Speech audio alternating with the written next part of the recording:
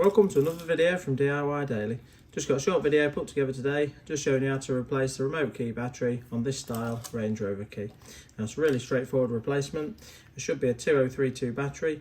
If you check the link above or in the description below, I'll put a link to where you can get a battery from. But the first thing I'm going to do is just pinch the top and the bottom.